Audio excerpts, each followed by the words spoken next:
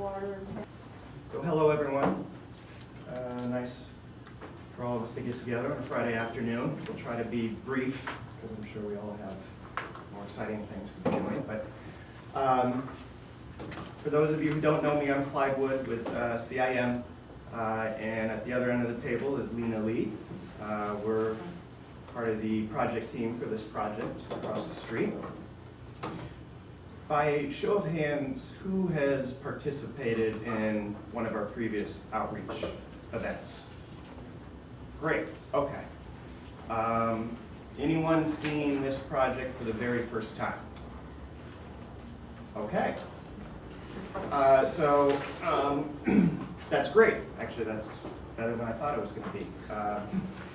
So the purpose of this meeting and yesterday's meeting is actually not to share anything really new from a design standpoint. So if you've been to the last scoping session for the EIR or the last meeting of the working group that we had, nothing new to share. The main purpose of this meeting was to do a couple things. One, correct, or rather clarify the record, because I think based on some of the comments that were submitted to the planning department in response to the notice of preparation of the EIR, it sounds like there may be some misinformation out there. So what we try to do is reach out not just to those of you who have been participating all along, but also those who may have not been to our working group sessions, but submitted comments and wanted to reach out and bring you into the fold and make sure everyone's on the same page and know what we're doing. Since everyone is familiar with the project, I can spend a few minutes just going through it. I don't know if that's helpful or a waste of time. Do you guys want me to kind of do a quick refresher of where we are? Okay.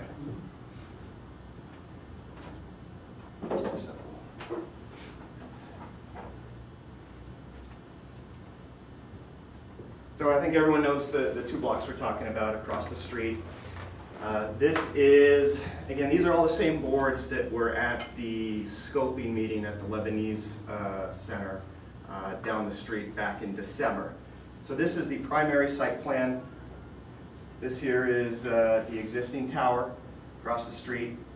And this is what is currently the surface parking lot next to the tower. Jump across Mullen, the whole surface parking lot between Mullen and Muirfield.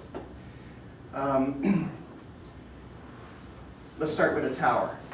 Right now it's 8 stories, all office, about 200,000 square feet. The proposal is to convert the upper 5 stories, actually kind of 5 plus the penthouse level, to 53 condominiums, residential condominiums. And the first 2 floors, the ground floor and the second floor, would remain office space the way it is today, but we'd obviously go in there and redo it. On the parking lot next door is where we would go underground with new subterranean parking. And on top of that parking garage, 11 multi-story townhomes. And then the garage, if you've been following along, you may have heard that we're seriously looking at doing this automated parking system, which we've now had the opportunity to actually tour a couple of these things, and they're really cool. The idea is you drive in and there's a loading bay, drive your car in, get out, swipe a key card, and the machine takes your car away and stores it. Right? And then you want to come back, you know, you're coming down the elevator on the tower to get in your car, key card, you swipe again, you know, a little indicator.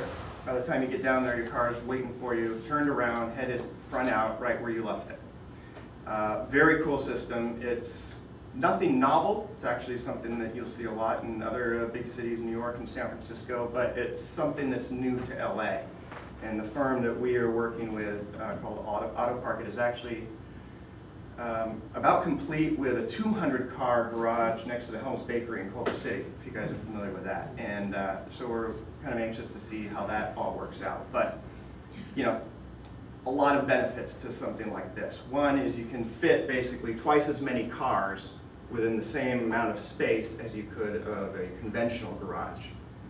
So because we need to park this entire block on half of it, this is a great solution because otherwise we probably have to go 4 levels down, and that gets pretty deep.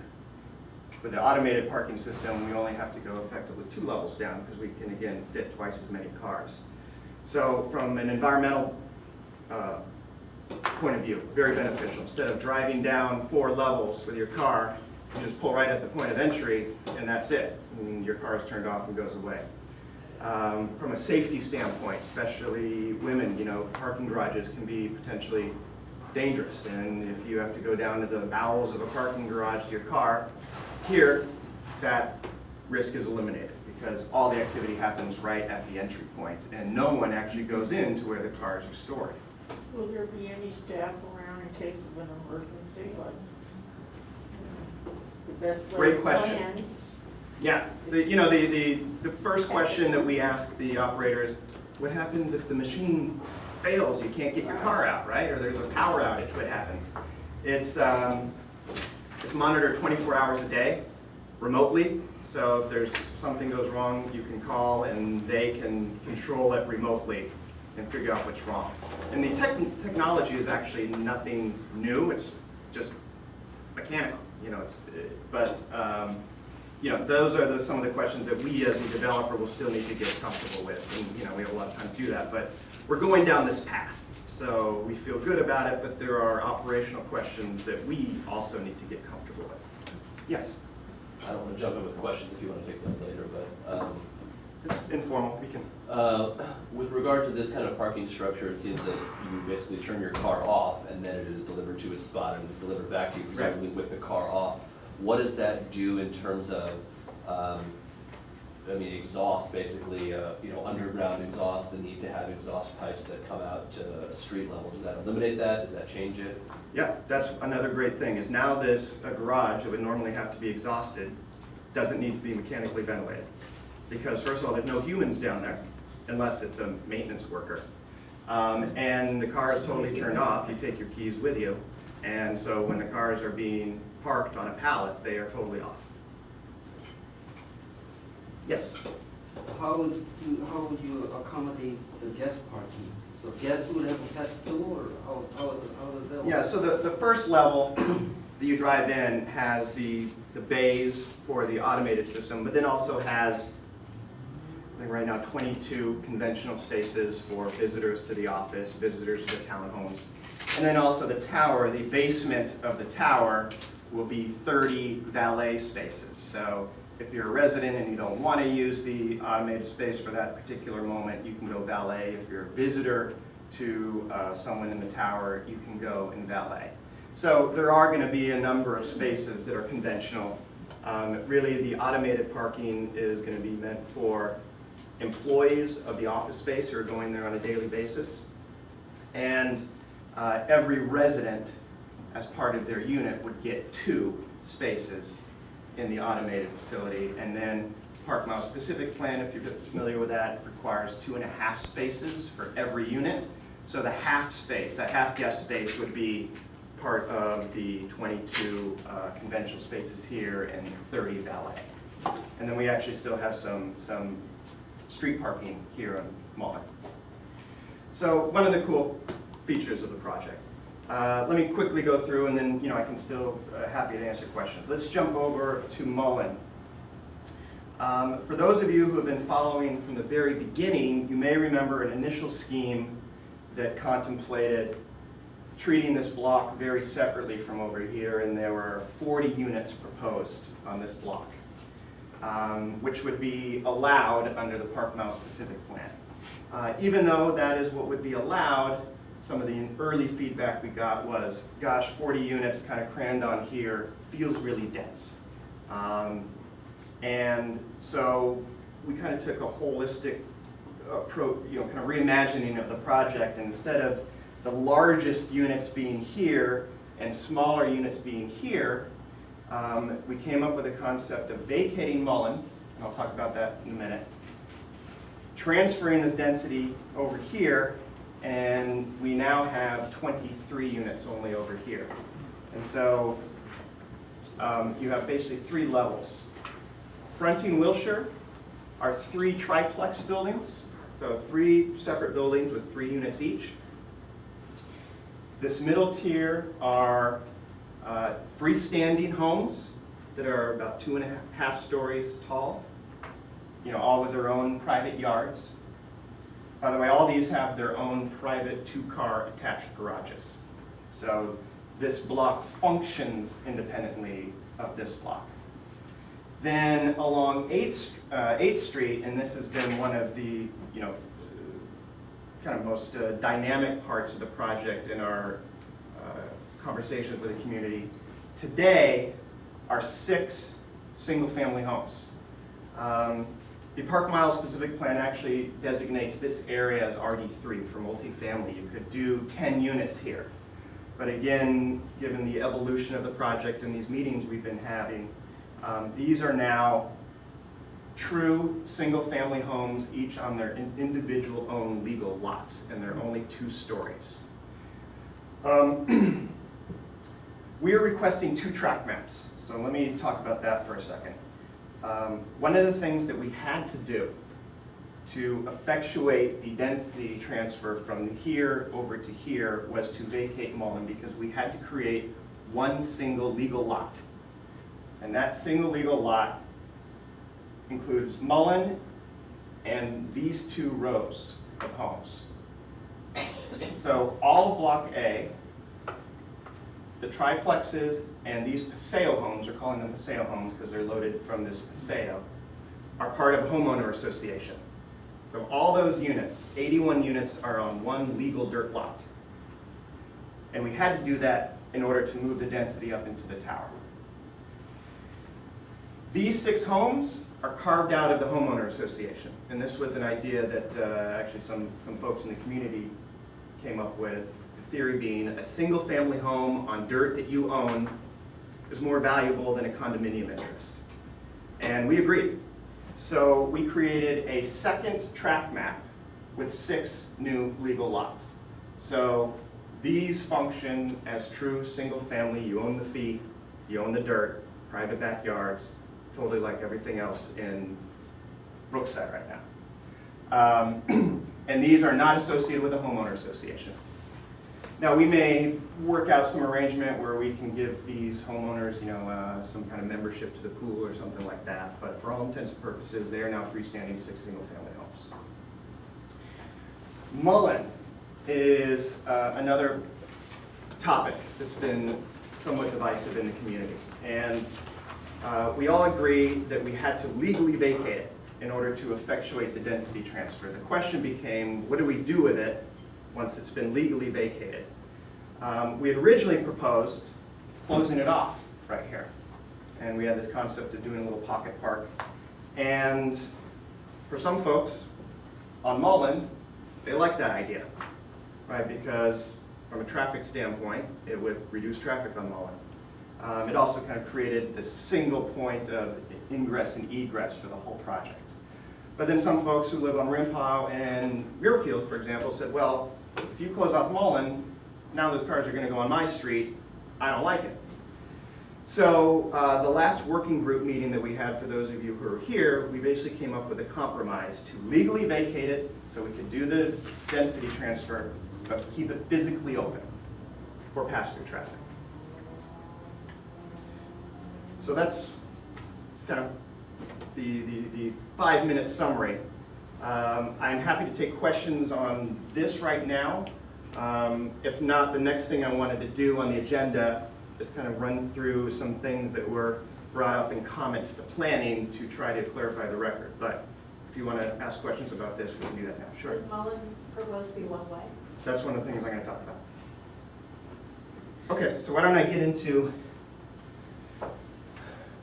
some points that need clarified. So a number of letters were submitted to planning in response to what you see before you. And planning forwarded those comments to us because our environmental consultants need to look at them and start preparing responses.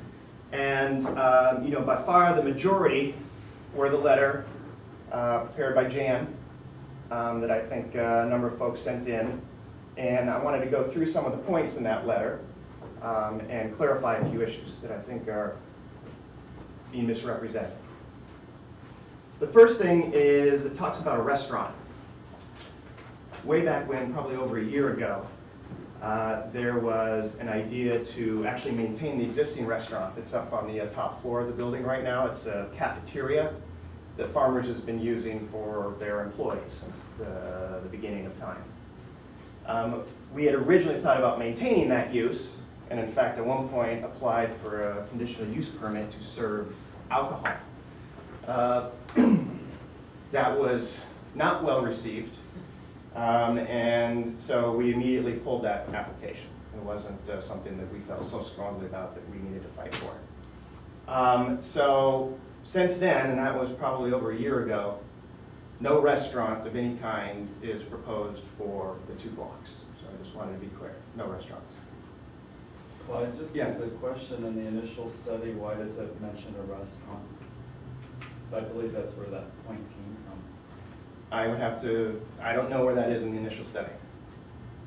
Because I read it and I didn't see it. Well, I didn't bring my copy. Okay. But that's why I made that comment, because it mentions restaurant use, Okay. which Well, doesn't seem to be consistent with the parking lot plan. well, we know it's not, so. Exactly, so that's why that comment came up. Okay. Well, I'll be happy to. we're all here. There's no restaurant. Good. So it's an erroneous point in the initial study Yeah. draft, right? Next thing, Mullen. One of the comments is talking about Mullen should not be one way. Mullen is not one way. It's, that was one idea that was floated in our working group, but where we concluded was keep Mullen the way it is, 2 ways. So to clarify the record, Mullen is a 2-way street. It will technically be a private driveway because again, it's vacated. The homeowner association will own it, but it'll be kept physically open into perpetuity. So how will it be, so street cleaning, etc., will be done by? Homeowner association.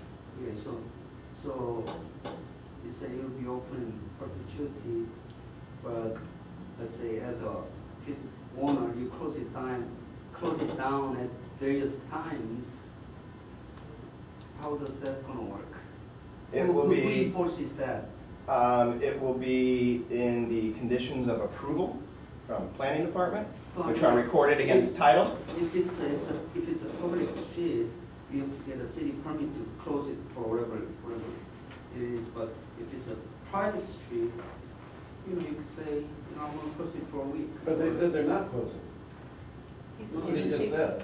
No, I'm saying if it becomes a private street. No, but he said they're going to keep it open and the public will have access, but instead of the city cleaning it, they'll clean it. He didn't say they're gonna close it. No, They I have the right to close. John, it. that's not what he's asking. He's saying, what if down the road, a year or two, they want to have a week-long block party? Yeah, And it's their private street. so they. But close it. what I believe that Clyde is saying, as a condition of taking over that strip of Mullen, as a condition, they won't be able to do that.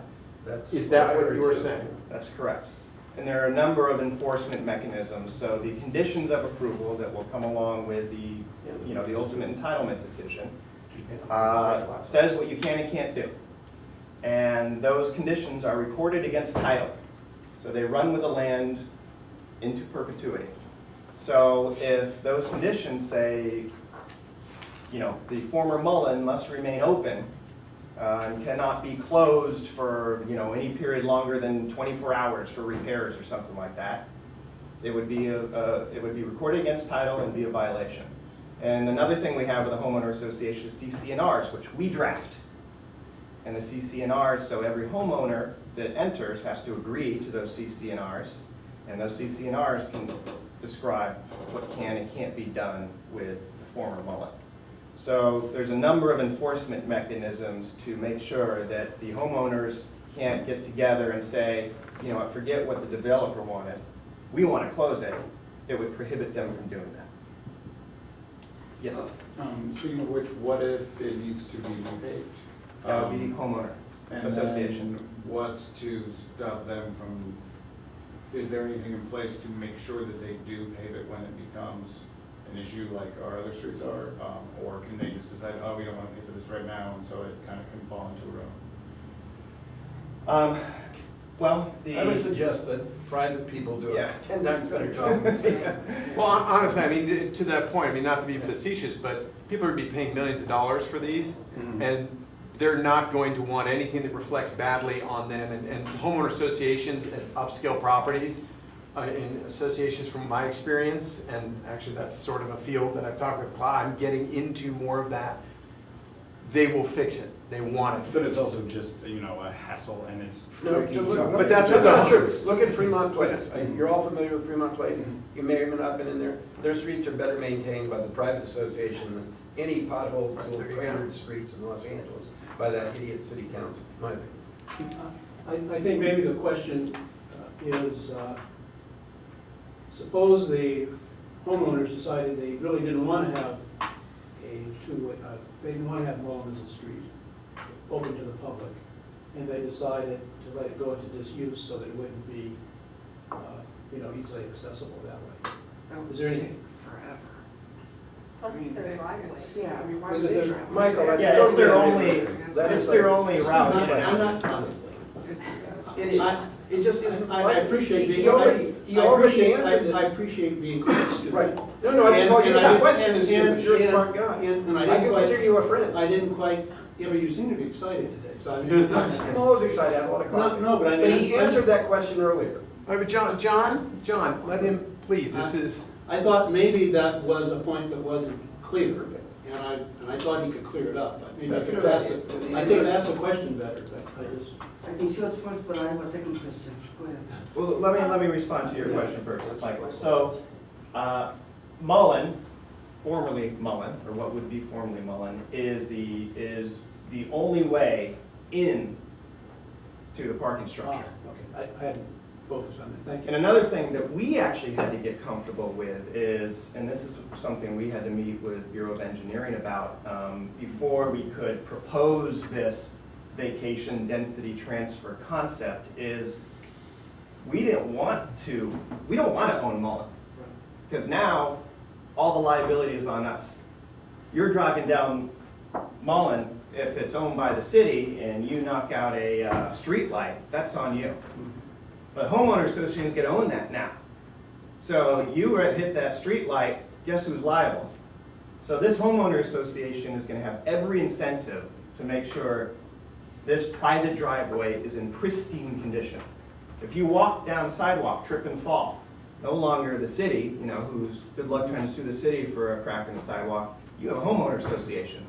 So having a homeowner association responsible for what will be a beautiful street, I think your interests are aligned. Are they also responsible for cleaning? We won't have our Friday troops coming down the street to pick up the trash bags? Our city? Everything that would Who does happen here, everything would now be under the purview of the homeowner So they association. have to make arrangements for some trash pickup? Absolutely. Yes. When you said on the onset that the Merlin now as it stands doesn't allow parking, so it's a pretty narrow street. But now you say when it becomes a private street, you want to have parking access also. Yeah, we have, we're showing some parallel parking along the side, which would be for You know that guests. There's no parking right now, right? There is. No, there is There's parking right parking. now. So, Is it? Yeah. There's no parking On right one now? side. Selling drugs late at night. Oh, okay. but we They also- do drugs, just go over there, late, 11 o'clock, 12 o'clock. They are. Guy in a red check shirt. yeah. Really? Maybe it's not drugs, it might be something. Yeah, see, Esther, you've been driving too far for yours. You could be Yeah. on the road to the street. Wait, you think writing's the place to go? I can barely wait to get walking. There you go. Okay, so that's Mullen. Any other question about Mullen, or I'll move on? Are you changing the, it looks like it's gonna have a hill or a? I think it would be, there may be some some elevation modification that we would have to do to kind of make this move into the garage work. And also, you know, we'd go ahead and do some nicer pavers, you know, not do just asphalt, make it look nice, like a, you know, really elegant street. So it will look different, but it'll function the same. Yes? This may be a different topic, but are there any plans with regard to stop signs, either a four-way at 8th and Mullen or something over at Ringhow and 8th, or speed bumps in the road? Good question, and actually I'm getting to that down the line. Let's kind of staying on streets in general. Another thing that was mentioned in the letter to planning, and I'm not sure where it came from, was that we're requesting a director's interpretation to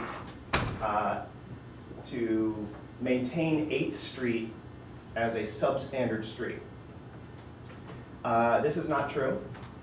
All the streets around the project, every street in the city has a certain designation. Class 2 highway, collector street, local street, and those designations have certain right-of-way requirements and street widths. Last year, the city actually recently adopted, it's called the 2035 Mobility Plan, which updated all those street designations. We have every intention to abide by the new street standards, and we don't decide what we do. Bureau of Engineering, as conditions of approval, will tell us what they want us to do with all the streets. And more likely than not, they will tell us to improve those streets to be consistent with their street designation. So, for example, 8th Street is a collector street. And collector streets under the new 2035 Mobility Plan, I believe, are intended to be, give me 1 second.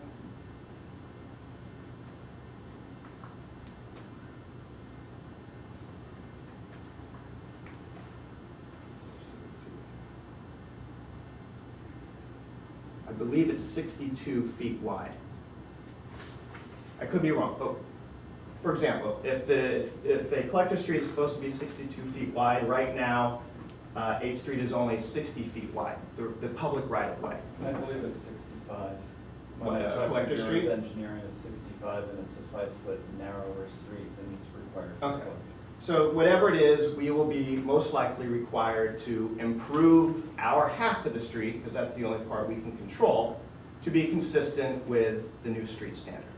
And we are not requesting to deviate from that in any way. So 8th Street will be improved to the new street standards. I'm not sure where that rumor came from.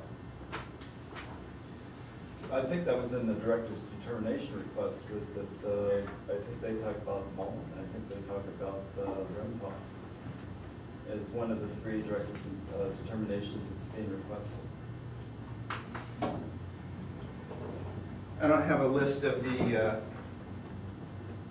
entitlement requests, but I can tell you with 100% certainty that that is not one of our requests. One of them is having a garage which is within a residential zone. It's a commercial residential. I think that was one of them. Yes. What are the other ones? To be able to spread the density of the units inside the tower evenly, so long as the overall density is compliant. To allow the continued use of office space in a residential zone. For those of you who are not familiar, there's a zone boundary line that runs right here, and the southern 2/3 or 1/3 of the block is a residential zone. And this zoning was implemented after, you know, this building was built. So normally if you were building this from scratch, you couldn't build office space in a residential zone, but obviously this building's been here way since prior to the zoning, so we're just requesting clarity to be ultra conservative that, hey, you know, we want to continue to be able to use the first 2 floors of office as they are today to continue that use. The traffic study, I'd like to talk about for a second, because I know that's been popular topic. In the beginning, we talked about doing a traffic study and then releasing it to the public and kind of doing it back and forth. And that kind of all changed when we decided to do an EIR. So now that we're doing a full EIR, we have to follow a very formal process. And the draft traffic study will be released with the draft EIR. And that is something that we hope will be available in the next 60 days maybe. So that draft EIR, which will be a 500-page document, will include all the technical studies, including the draft traffic study. A while ago, we met with DOT and reached an understanding of, let me,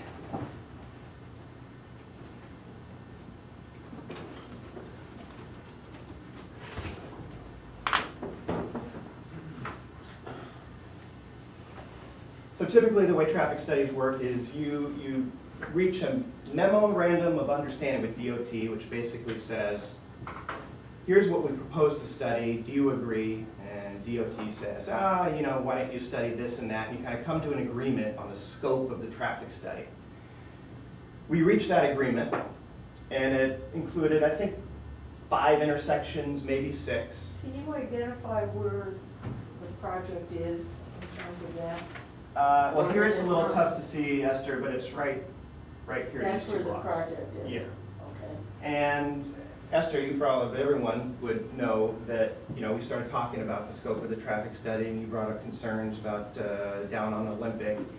And we all collectively agreed that even though DOT is only requiring us to study these intersections, let's expand the scope of the traffic study to include more intersections and more street segments. And so that's what we did, and now I think there are 11 intersections. We went back to DOT and said, are you okay if we expand the scope of the traffic study? And they said yes. So where's Olympic on that? Just show me. Right here. That's Olympic? Yeah, so we're studying Olympic in Rimpau, Olympic in Mullen, and Olympic in Northfield. Excellent, thank you. Another thing that we pledged to do You were asking, we did, right? is, I know a lot of skeptical people say, well, a traffic study, when you pay the consultant, well, that means you can just, dictate the outcome. Not true, but I can understand the perception. So early on, we pledged to have that traffic study peer reviewed, where we would essentially have a second traffic engineer review the first traffic engineer's report and try to poke holes in it, kind of red team that first traffic study. And again, people say, well, don't you pay the second traffic engineer? And, I'm happy if there's someone else out there who would like to pay them, but so far no one has stepped up. But what we're doing to make it as much of an arm's length process as possible is engage that peer reviewing traffic engineer through our attorney, not us, and therefore we do not have a contractual relationship. We don't touch it, we don't talk to them. So we engage our traffic engineer through the report. The peer reviewer is engaged through an attorney who reviews our traffic report, tries to poke holes in it, and then we will respond to those comments. And I am going to make the peer reviewer's report available at the same time as the traffic report is available. And those will probably be all available when the draft EIR is released. Okay. And both are reviewed by the city in any event. Well, the peer review probably wouldn't be, because that's not required, but obviously the main traffic study that's part of the draft EIR is reviewed by the city. And they comment on it, and it goes back and forth, and we have to get it to a point where they are happy with it, and then it gets published for public review. Yes, John? Clyde, is the traffic consultant still going to study the pros and cons of closing Mullen? Yes, thank you for bringing that up. Let me go back to that. So when we were talking about the various options with what to do about Mullen, we wanted to all try to understand, okay, what are the traffic impacts if we go one way or another. So even though we have a plan on what to do with Mullen, we're still going to study it both ways. Because maybe if we, add nice new pavers here in Mullen and it looks different, there's a chance that psychologically maybe some people will think it's no longer a public street. So the traffic study is still going to study both options, as if Mullen is open and as if Mullen is closed. So we can at least bookend the two extremes, right, and understand what that means. So yes, the traffic study will still study both ways. Another thing the traffic study is going to address is it's going to study project impacts relative to two different moments in time. CEQA, the California Environmental Quality Act, tells us that you have to study impacts as of a moment in time, and that moment in time is when you begin the process. And we began this process, kind of middle fall of last year when we kind of formally submitted our request to do a traffic study to DOT.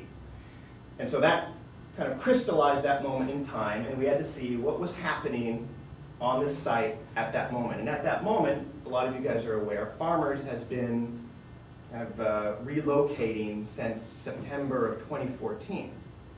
So at that moment in time, this building was only 25–30% vacant. There may be 150, 200 people there. So CEQA tells us we have to study traffic impacts against that moment in time. So we're doing that, because we have to do that by law. But I think we all know that's kind of an artificial period in time, because if this project wasn't happening, we would release the building and it would be fully occupied, right? So we are going to study the impacts of this project compared to also if there was no project and this building was fully occupied.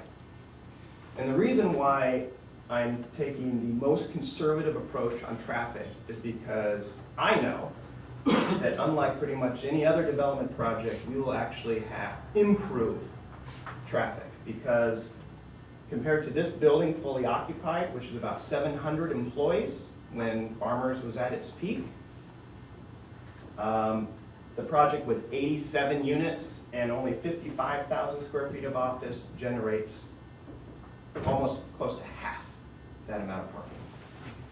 So we're still going to study it both ways, the way CEQA tells us and the way fully occupied, and just, so we can kind of get the total picture. Yes, Esther?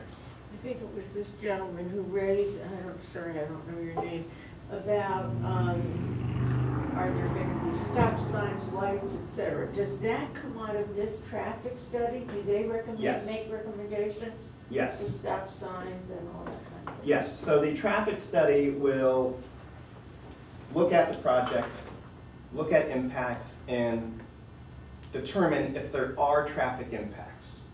And if there are impacts, say, it's going to create more or less cars at this intersection, it will say,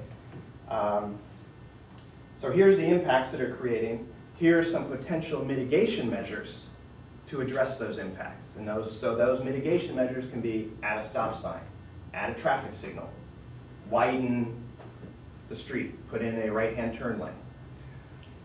With this project, given its scope, I think we, as a community, also have an opportunity, because I know that we're going to have to, there's going to be no part of these blocks that we're not going to touch and improve.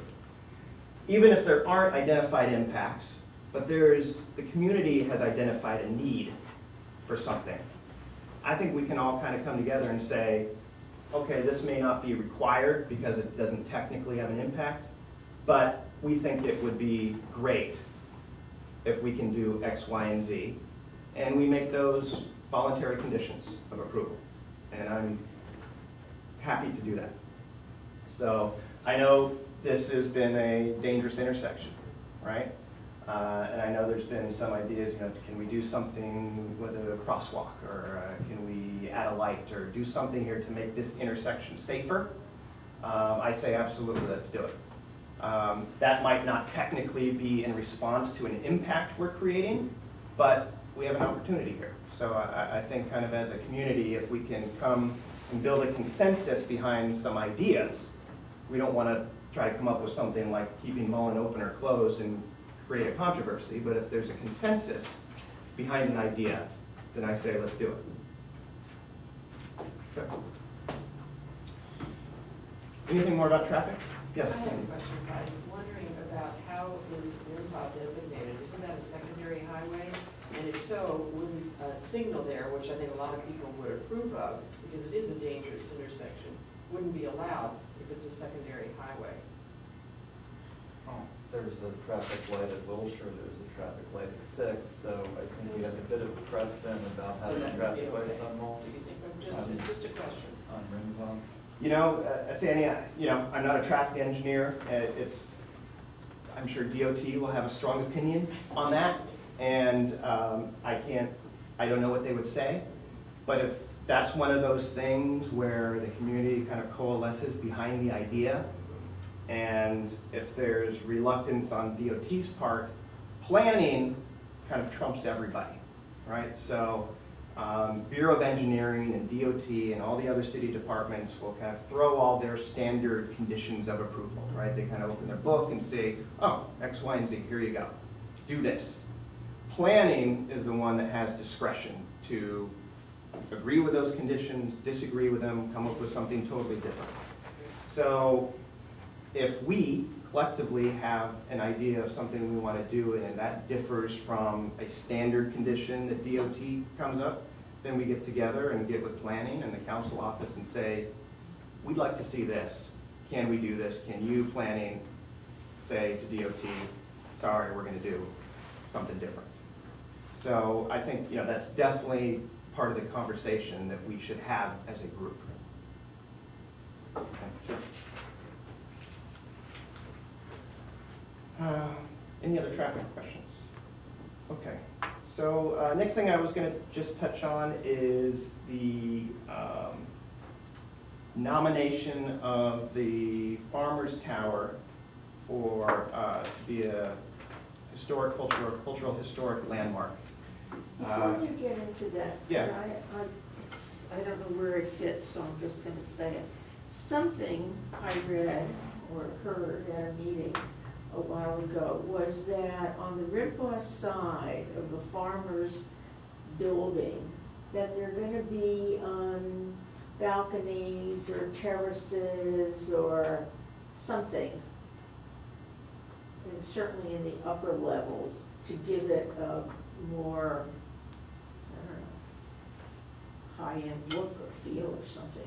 Is I that think true? I know what you're talking about, Esther, and thank you, actually, wanted to bring that up. So I think you're actually probably thinking of the east side. So Oh, the east side. the east facade. I thought it was the west side, which was more concerning to me than the east side. Right, no, so we've done our own historic resources survey, and that was, went to commission, and Laura, you know, initially the Windsor Park, Hingham Park Historic Society submitted a nomination first that kind of went along and then got shelved, and we were told that it can't be revived. So we, CIM, took it upon ourselves to submit a new application to have it designated, because from the beginning, we believed that it should be a historic landmark, and we are treating it as historic, whether the commissioner or anyone else thinks so. So our report, along, I think, you know, talking to you and walking through to the Historic Cultural Commission, the commissioners all kind of came to the same conclusion that the north, south, and west facades, which are the ones that you see right now, are the character-defining features. The east facade, if you go on the other side, is really very kind of utilitarian. I think maybe when farmers originally built this thing, they had ideas of probably developing the rest of the block, so that was not going to be that obvious as the street-facing facades. So it has these kind of ugly grates on them. So our idea is to remove those grates and create some new openings on that side, because the building is the floor plates are very big. It's a very deep building, so you know, it's over 100 feet across. So once you get into the interior of the units, it's tough to get natural light in there. So our concept is to create these recessed terraces just on the east side, because we can't touch the other sides. Those are historic. To bring light deeper into the units. And this is actually something you guys should all mark on your calendar. March 3rd, we have another consultation with the Design Review Board, the Park Mile Specific Plan. And I think at that meeting, we are going to present some concepts of what that may look like on the exterior. And again, this is just the east side. So I think that's what you were thinking about, Esther. I misunderstood, I Yeah. thought it was something with some. So back to the status of that nomination. We are told that also our nomination application is essentially on hold, and the council office has taken the position that they would like for that nomination process to continue concurrently with the entitlement process. So, you know, that's fine with us. Again, we are taking the approach that the building is historic. We've met with Building and Safety. They said we're going to use the historic building code. All the work that we propose to do will be consistent with the Secretary of Interior standards for historic rehabilitation. But it means the actual formal landmarking process won't be complete until, you know, ideally concurrently with the entitlement process. So that's what's happening with that. What's your schedule on all these things? Let me bring up that.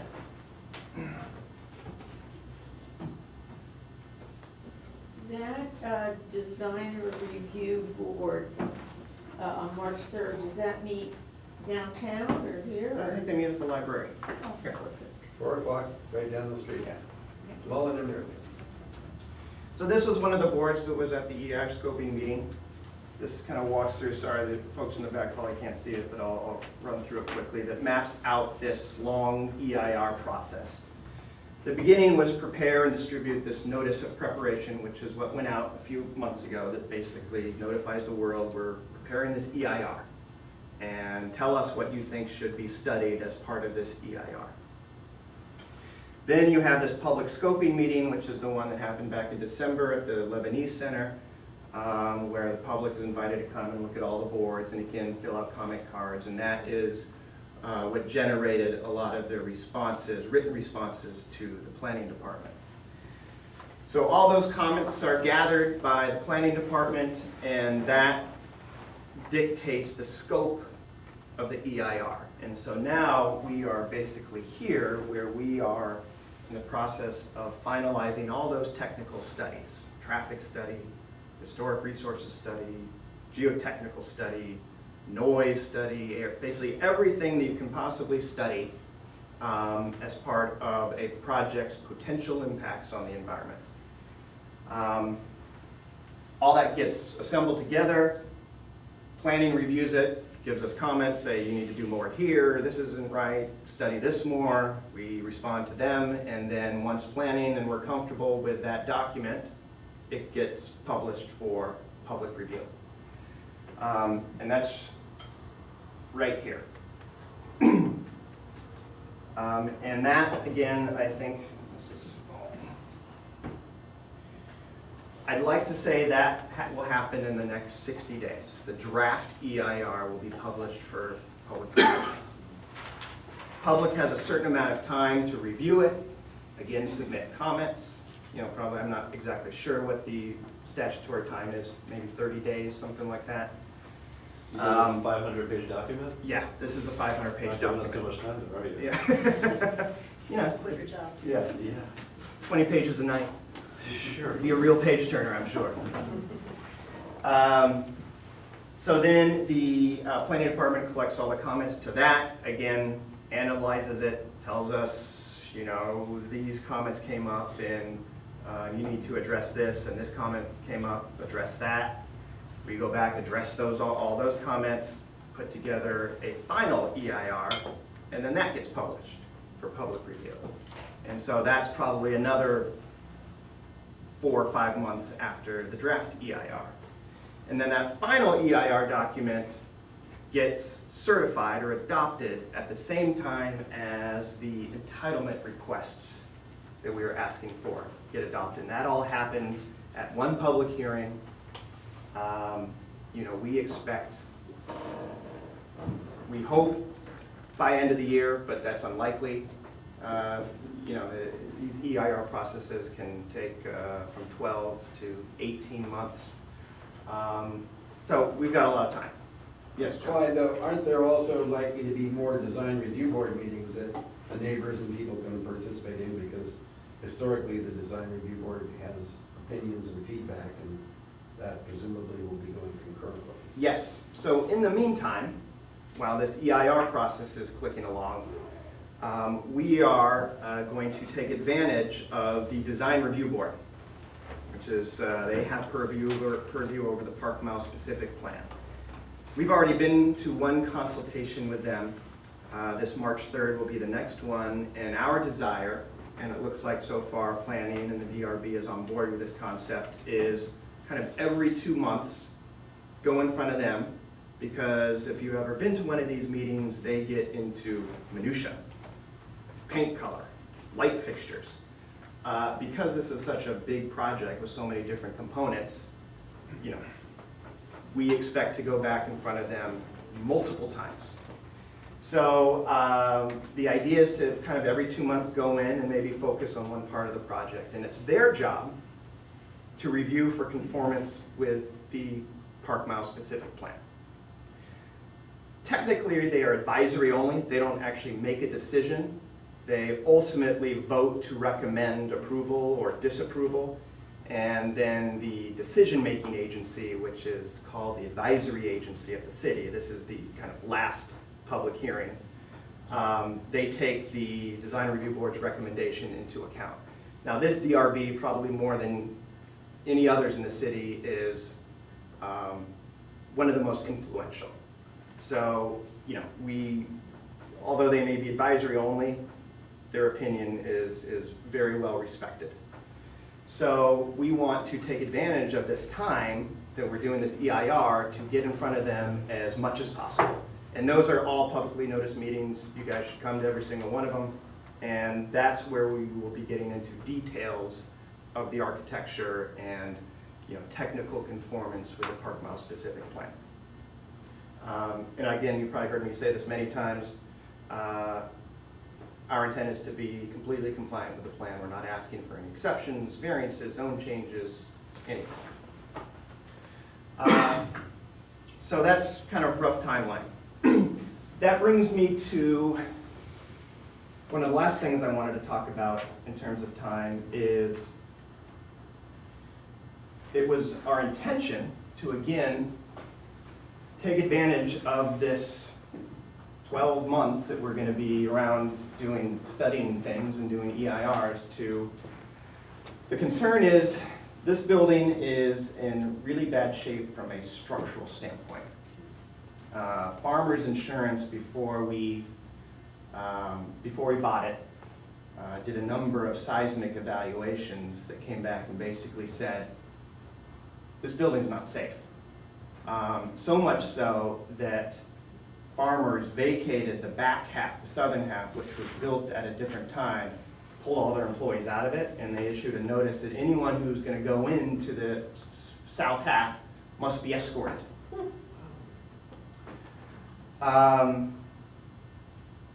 So we're concerned about it. Our intention was to, as soon as possible, because they're coming out they vacate at the end of March, is to get in there and do a seismic retrofit only. Something that we would have to do regardless of whether we did this project or not. So if we wanted to release it as office space, we need to seismically retrofit it because no corporate tenant would go in and take it. Also, if you've been reading the news, the city recently adopted an ordinance mandating structural retrofitting for certain types of buildings, including non-ductile concrete building, which is exactly what this is. Building and safety was on board with this. most people were on board with this concept. It had completely independent utility from the project that we were proposing in front of you. But because of CEQA and doing this EIR process, it introduces some complications. And I know Taylor, you and Jan and maybe some others took real exception to this concept. And kind of what we were hearing back from the city and planning and the city attorney is that because planning and the Office of Historic Resources would have to sign off on any permit that we pull from this, for this project. That they were going to be uncomfortable, most likely, not for sure, but uncomfortable signing off on any permits until the EIR process is done. So in talking with our attorneys, we essentially agreed, okay, we want to keep our eye on the big prize and not fight this battle. So it looks like we're not going to proceed with that.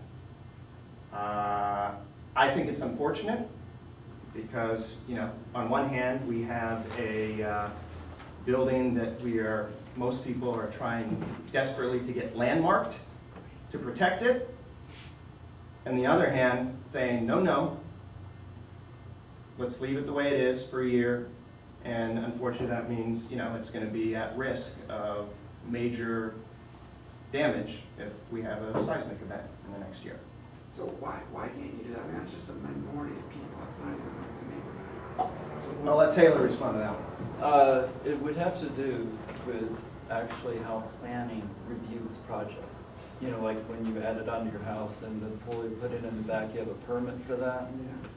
That's at a bigger scale what happens here. When you wanted to do the EIR, you kind of signed into the process of an EIR, which says you evaluate the issues of a project and mitigate what can be mitigated, and if it can't, you retrench and do what can be done.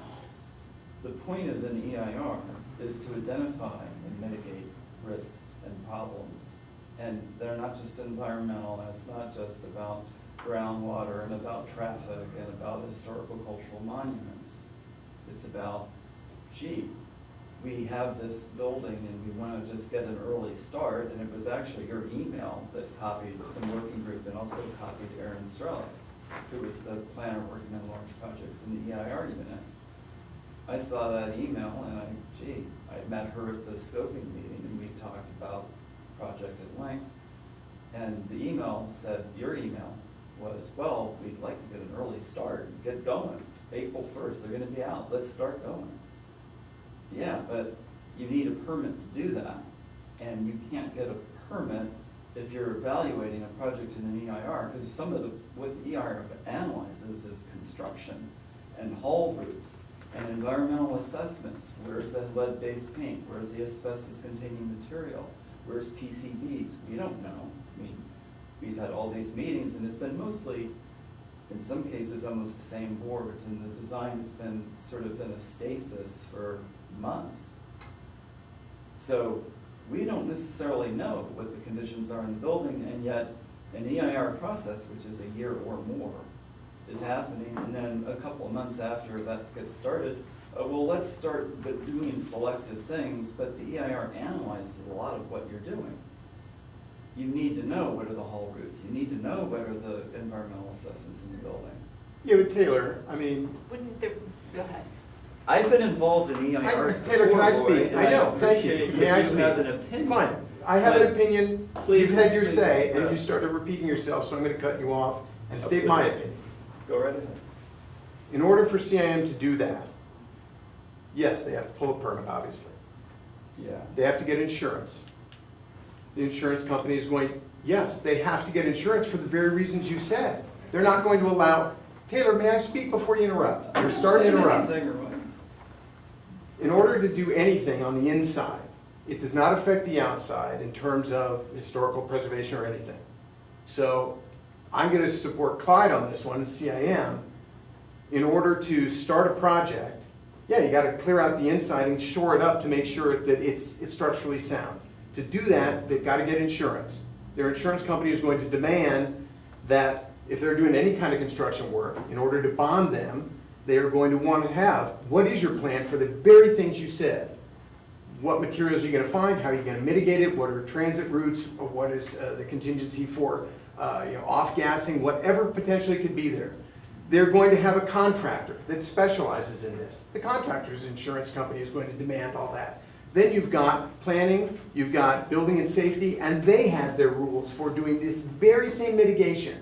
So while, yeah, the EIR does oversee that, there are several other areas, checks and balances already in place required by law that CIM can't get around, that there are going to be inspectors that are everywhere, from the insurance companies to city agencies.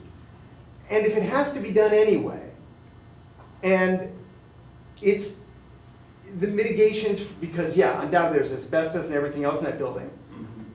I don't know. There wasn't much discussion, sadly, and now the project's being delayed, potentially.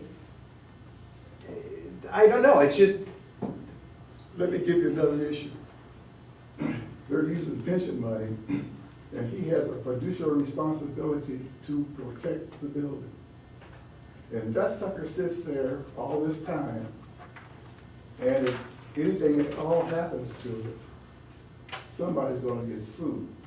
And they're gonna get sued because the prime directive of ERISA, the Employees Retirement Security Act, requires that the fiduciary protect the assets to the sole benefit of the participants.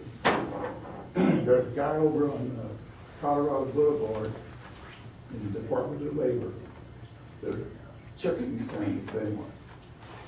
And the trust funds don't like to lose money. If anything happens to that building any worse, is that they have anything different from what it is at the end of March and it costs more money, somebody owes a lot of money. Whether it's the city or anybody else, there is a lot of money. And the reason I'm telling you this is that I was, until 2 years ago when I resigned from 1963, the chairman of the Trust for the Pension Plans for Southern California for the Tribal Painters. That's from